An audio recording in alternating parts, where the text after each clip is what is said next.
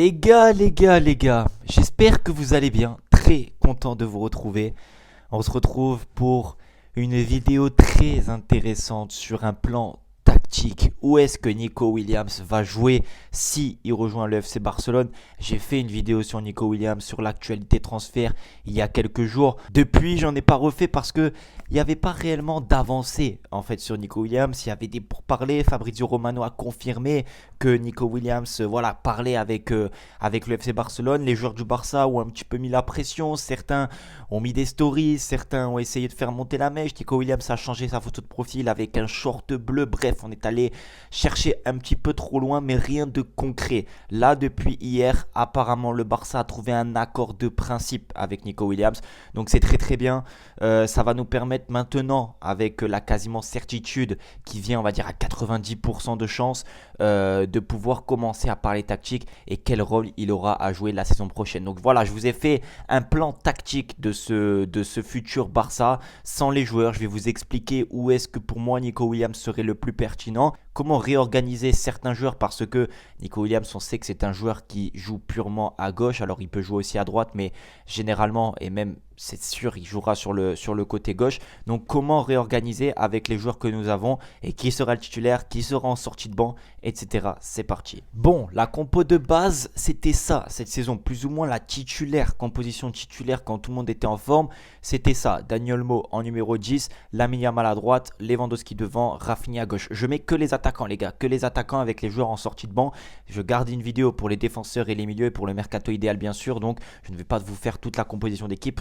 On reste basé sur l'attaque et sur Nico Williams. Donc ça c'était le quatuor qui a performé cette saison. Alors souvent on avait Fermin aussi qui venait en numéro 10 et Olmo n'était pas présent aussi. Ça pouvait nous arriver, mais la plupart du temps c'était Dani Olmo, ou en tout cas le titulaire qui était de base prévu, c'était lui. Si jamais Nico Williams arrive dans cette équipe, pour moi ça chamboule tout parce que Nico Williams ne va pas arriver dans un rôle de second joueur, de seconde zone, de remplaçant, que ce soit de Rafinha ou de Dani Olmo. Je pense personnellement que s'ils le font signer, c'est pour qu'il joue titulaire et même lui il aura à cœur de jouer titulaire, donc je pense les séances et tout, il sera très pertinent et très performant. Et vu comment Hansi Flick a des fois délaissé que ce soit Dani Olmo ou que ce soit Fermin Lopez, même quand il méritait de jouer, j'ai plus l'impression et j'aimerais aussi sur le début de saison, sur on va dire la hiérarchie de composition offensive, ce soit comme ça, ce soit du Nico Williams côté gauche, Rafinha en numéro 10 et Nico Williams à gauche, voilà tout simplement comme ça. Ça serait l'idéal, ou en tout cas l'équipe qui mériterait certainement de commencer vu le nom, vu les transferts et tout. 56-60 millions d'euros pour Nico Williams, je ne le vois pas être ou commencer la saison sur le banc, c'est mon avis. Si ensuite il n'est pas bon, si ensuite il se blesse ou quoi, ça c'est autre chose, tout comme Dani Olmo. Maintenant, moi je ne suis pas contre faire quelque chose de plus comme ça. Est-ce que Rafinha fera la même saison que la saison prochaine, enfin que la saison dernière? Est-ce que Lewandowski à 36-37 ans sera toujours aussi performant que la saison dernière? On a des questions à se poser, tandis que Nico Williams, Lamine Yamal, Dani Olmo ou même Fermin qu'on peut venir intégrer comme ça en numéro 10 car il a fait une très belle saison et qui mériterait aussi de jouer en 10 et être titulaire. Ces trois-là sont plutôt des joueurs encore jeunes qui ont des marges devant eux et la finalité de la chose c'est qu'ils seront performants et qu'ils ne seront pas en sur-régime parce qu'ils n'ont pas mis 40 buts ou 30 buts, ils feront la saison qu'ils ont fait la saison dernière. Mais Lewandowski, Rafinha, on peut se poser des doutes, on peut avoir des questions et on peut avoir des doutes. L'idéal est, comme je vous ai dit, la vraie composition d'équipe qui devrait commencer si Nico Williams arrive, ça serait celle-là. Ça serait une attaque comme ça avec Nico Williams à gauche, Rafinha en 10, Lamine Yamal à droite, Lewandowski en numéro 9. Pourquoi Rafinha en 10 et pourquoi ne pas mettre Dani Olmo? Parce que je trouve que sur cette saison qui s'est passée, sur la saison qu'on a pu avoir, Rafinha a été un attaquant, enfin un ailier gauche, mais qui s'est beaucoup converti et dans son jeu prenez l'axe, prenez l'intérieur du jeu. S'il est replacé en numéro 10 pur, s'il est replacé dans ce contexte-là dès le début du match et qu'on laisse le côté gauche à Nico Williams et Baldé, une combinaison rapide, technique et même percutante sur le côté, eh ben on gagnera certainement en situation offensive, en animation offensive. Et Rafinha, c'est quelqu'un qui donne des bons ballons, qui est quelqu'un qui est généreux aussi dans l'effort. Et en numéro 10, il pourra pallier le rôle des deux milieux. Il pourra aussi donner des ballons car il sera dans de meilleures conditions. Je trouve que ça colle parfaitement à ce style de jeu-là de mettre Rafinha en numéro 10. Alors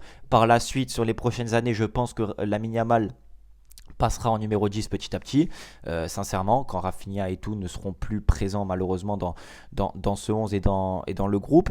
Mais le 11, ou en tout cas l'attaque comme ça, avec Lewandowski, serial tueur, serial killer, serial buteur, tout ce que vous voulez, s'il est en forme et s'il a des ballons avec des gars comme ça qui mettent des centres, qui sont très justes dans le dernier geste, il va claquer, il va planter. Rafinha en numéro 10, comme je vous ai dit, joueur d'axe, joueur d'effort, joueur de pressing, souvent en faux neuf autour de Lewandowski, ça peut faire des ravages, il peut donner des ballons et toujours être très pertinent. Lewandowski, on sait qu'il aime des fois venir décrocher et Rafinha, lui, aime prendre la profondeur. Ça peut faire une très belle paire. Lamine Yamal à droite, on sait très bien ce qu'il fait, on connaît son jeu, on sait encore une fois comment il va jouer. Je me pose même pas de problème j'ai pas de soucis vis-à-vis de Lamine Yamal. Et Nico Williams, la recrue à gauche, qui lui sera dans la percussion, dans le dédoublement avec certainement Baldé et qui pourra offrir une autre solution de percussion que Rafinha avait sur le côté gauche. C'est mon avis. Bien sûr, Dani Olmo, Fermin Lopez en sortie de banc quand Rafinha est moins bon ou si Rafinha ne fait pas la même saison que la saison dernière, parce que c'est une possibilité inissue et moi je trouve qu'il faut être prudent avec ça. Et ben Fermin ou Dani Olmo peuvent rentrer dans ce rôle-là. Après, pourquoi pas sur certains matchs, ou même peut-être que Hansi Flick ne va pas mettre Rafinha, il va mettre Dani Olmo. Peut-être qu'Hansi Flick ne va pas mettre Nico Williams et va reconduire la même équipe que la saison dernière pour garder un équilibre de groupe. Je ne sais pas comment ça se passera. En tant que fan du Barça, en tant que supporter et en tant que hype que j'ai là depuis quelques jours, le 11 ou le quatuor offensif qui peut faire le plus mal possible, ce serait ça. Avec un Fermin Olmo en sortie de banc, ça serait vraiment parfait. Alors on a Pablo Torre, on a Pau Victor aussi. Pour pallier, bien évidemment, il faut une profondeur de banc. Mais ces quatre-là peuvent faire très très. Bref, voilà, je pense que j'en ai fini pour la vidéo. Est-ce que ça va se faire par rapport à Nico Williams? Je l'espère. Dites-moi en commentaire, vous, dans quel rôle vous verrez Nico Williams sur la saison prochaine s'il signe. Est-ce que vous le verrez plus sur un rôle de numéro 9? On sait que il peut prendre en profondeur, il est rapide, puissant, il peut jouer aussi en numéro 9, même si ça reste quand même un ailier. Est-ce que vous le verrez remplaçant et continuer à mettre Rafinha à gauche, un Dani Olmo ou Fermin en numéro 10, donner la chance à Fermin en 10 aussi, ça peut être aussi une issue. Comment l'animation vous la voyez? Moi je la vois comme ça, avec un Rafinha vraiment en distributeur faux neuf qui pourra venir aider les milieux, faire les courses défensives, faire les courses de pressing offensif, donner des ballons, marquer des buts. Je le vois vraiment dans ce rôle-là qui lui convient parfaitement, que ce soit avec l'âge et avec la saison qu'il a réalisée à gauche. Un Nico Williams dans la percussion, un Lamine Yamal dans ce qu'il fait et on a l'habitude, et un Lewandowski dans la finition. C'est un quatuor qui a l'air, et comme ça visuellement, de se compléter. Lamine Yamal, Nico Williams, alors oui, Olmo aussi en équipe d'Espagne, ça peut aussi jouer dans la balance avec Fermin, les trois Espagnols, mais voilà, dans l'idée et dans le mérite par rapport à Rafinha et sa saison dernière, ça serait comme ça. En tout cas, moi, ça me fait rêver. J'attends vos retours en commentaire. Je vous répondrai avec beaucoup de plaisir. Merci du soutien. Prenez soin de vous et de votre famille. On se retrouve très rapidement pour une nouvelle vidéo. Ciao.